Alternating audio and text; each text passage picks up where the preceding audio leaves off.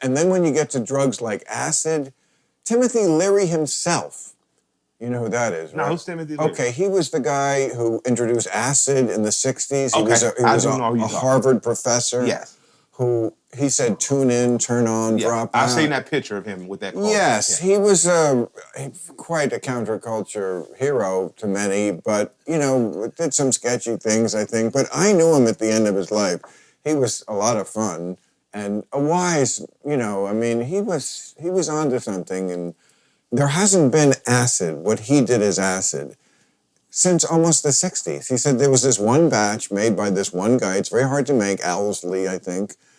And like the one the Beatles and Dylan and everybody did in the 60s. And you know, because a jar of it was like thousands of hits. It's one drop, you know, acid.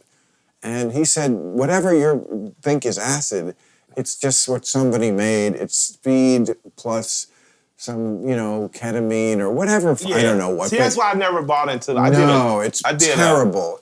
I think this kid's name might have been Steve. I took Washington High. So I went to Frederick Douglass, but I took driver's ed at Washington. He was looking for weed and couldn't get weed at whatever part of North Fulton he lived. It was easy for me to get weed in my neighborhood.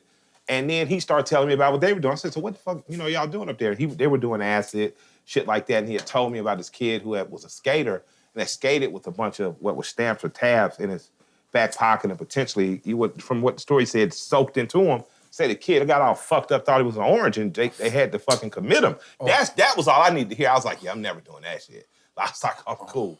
After alcohol made me sick in the McDonald's parking lot, I was like, this ain't for me. I didn't smoke weed at first because, you know, I tried it with my friends. I smoked a little in high school just to be cool with the homies, but I didn't smoke weed or become a stoner until I smoked with Big Boy.